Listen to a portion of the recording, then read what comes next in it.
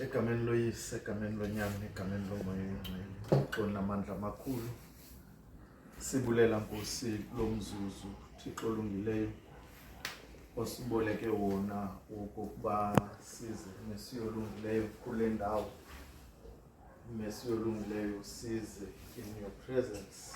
Thixo namandla amakhulu, singene Nkosi ezinyaweni zakho. Thixo namandla amakhulu, sibulela Nkosi okokusidibanise ngale ndlela moya oyingcwele, eyindlela kumkani kakumkani yobuhlobo mesiyolungileyo, eyindlela yokuzalana, eyindlela kumkani kakumkani yothando nokukhuthazana.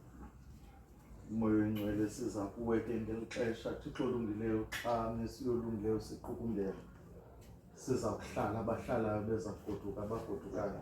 Moya oyingcwele siza kuwe Nkosi, siphakamise izandla sithi kuwe mesiyolungileyo, asimbonanga uThixo ofana nawe. Mesiyolungileyo uThixo omhle kangakanani, Thixo namandla amakhulu, sicela kuwe Nkosi namandla amakhulu okokuba mesiyolungileyo ube kunye noRhadebe kolu hambo. Thixo namandla amakhulu azawuqala lona moya oyingcwele, inyaniso yeyoba kumkani kakumkani ezi zinto ezithethwa apha Thixo olungileyo ziyinene, futhi mesiyolungileyo into eza kumgcina ukubambelela kuwe. Moya oyingcwele akungena kwigumbi lakhe, ngoba mesiyolungileyo ngamanye amaxesha kunqaba nomzuzu wokuthandaza. Thixo namandla amakhulu, kodwa akuba yedwa egumbini lakhe moya oyingcwele, akhumbule okokuba ubizwe nguwe, ebizwe yedwa moya oyingcwele. Thixo namandla amakhulu, bonke abantu azawudibana nabo kulaa mhlaba mesiyolungileyo babizwe nguwe, ngabanye ababizwanga kunye naye, futhi mesiyolungileyo akabazi bonke. Thixo namandla amakhulu, nenzeke Nkosi kola hambo Thixo olungileyo azo kokokuba ngabana mesiyolungileyo uyokwakha a circle of prayer, not a circle of distraction. Moya oyingcwele siyakuthandaza Thixo namandla amakhulu, uhambe naye mesiyolungileyo xa zonke izinto, ngoba zonke izinto zikhona. Xa Thixo olungileyo zonke izinto zivela, akwazi ukuzilawula moya oyingcwele, ukwenzela okokuba mesiyolungileyo le nto ayihambeleyo ibe yiyi-priority nehambela phambili. Thixo namandla amakhulu, sicela kuwe uhlale kuye, uhlale endlini yakhe, uhlale kwinkosikazi yakhe nabantwana bakhe.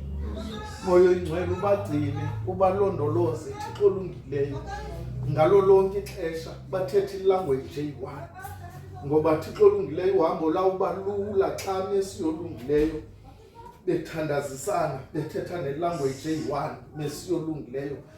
uMamTolo uzawushiyeka apha ethandazela uRhadebe. Thixo namandla, uRhadebe uzawuba phaya ethandazela uMamTolo. May they not betray each other's prayers. Moya oyingcwele, Thixo namandla amakhulu, xa mesiyolungileyo omnye zawuba kude komnye. Thixo namandla siyakuthandaza, moya oyingcwele siyakubiza Thixo namandla amakhulu, sicela kuwe ke Nkosi okokuba Mesiya olungileyo uhlale nakumama kaRadebe nakwikhaya lakhe Mesiya olungileyo ngoba lizumfumana ngolhlobo bebemfumana ngalo. Moya oyingcwele uhlale kuye ingamphazamisi lonto. Thixo olungileyo ngoba oluhambo lunokusuka kwizinto ozithandayo nakubantu abathandayo. Moya oyingcwele umnike ke lo mandla okwazi okokuba ngoku uyosplitha ubomi bakhe between ifamily yakhe nebandla. Moya oyingcwele siyakuthandaza ke Nkosi, sikubulela okokuba wenzile okokuba izixaka zakho zidibane ngale ndlela. Fortunately wonke umuntu olapha ngumshumayeli. Moya ongcwele fortunately some of abantu abalapha ngabefundisi. Thixo namandla banika umoya wokokuba ukusukela namhlanje oba bebengekaqali Thixo olungileyo ukubheka phambili bamyaleza uRadebe emithandazweni yabo. Thixo olungileyo ngoba Nkosi kukabaza uthandaza mhlawumbi okokuba indlela yakhe mayibende, kodwa eli Mesiya olungileyo ichayina mayibe lichain elithi yenza indlela yakhe ibe lula. Thixo namandla amakhulu, Mesiya namandla amakhulu, siyakuyaleza ke Nkosi kwaba bashumayeli abasesikolweni. Thixo namandla amakhulu abalapha, Moya oyingcwele nabo ubagcine Mesiya olungileyo bakhuthaze endleleni. Siyakuyaleza kuJambase Thixo olungileyo ezawuqala uhambo lokukhokhela abashumayeli kule sekethe yaseBongane. Umnika umbono Mesiya olungileyo, umgcine Thixo namandla amakhulu kule ndlela.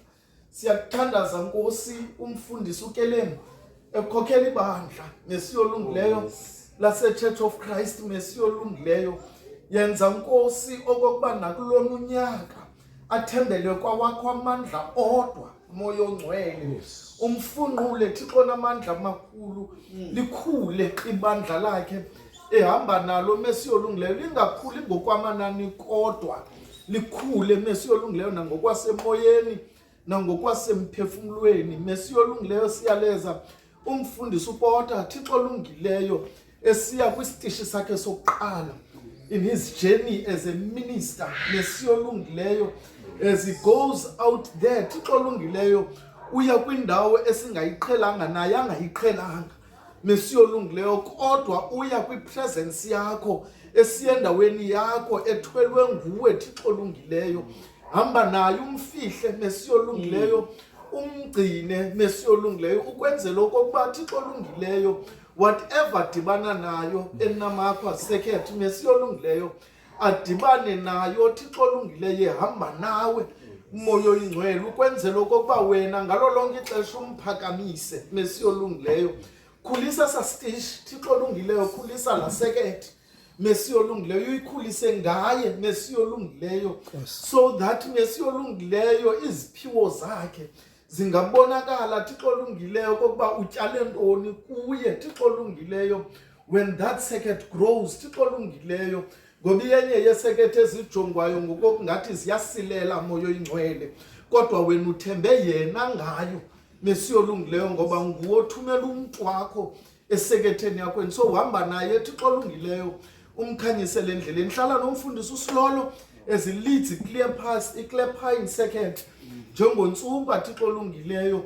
Amatye amaninzi xa isekethe ibheka phambili okanye xa ihlehlele emva abetha kuNtsumba Thixo olungileyo. UnguNtsumba ngamanye amaxesha kwi-senior ministers kuye Thixo olungileyo, kodwa Mesiya olungileyo ubeke yena.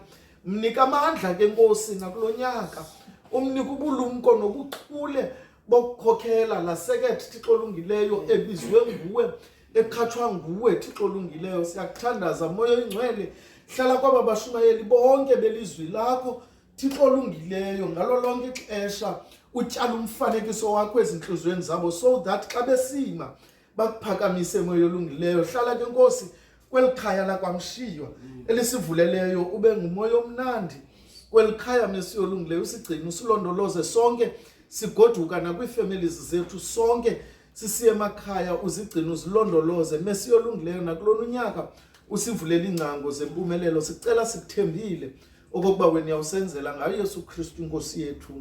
Amen. Amen. Maxesha onke sokuba sikuthandaza Thixo wethu, wena yeva uphendule imithandazo yethu.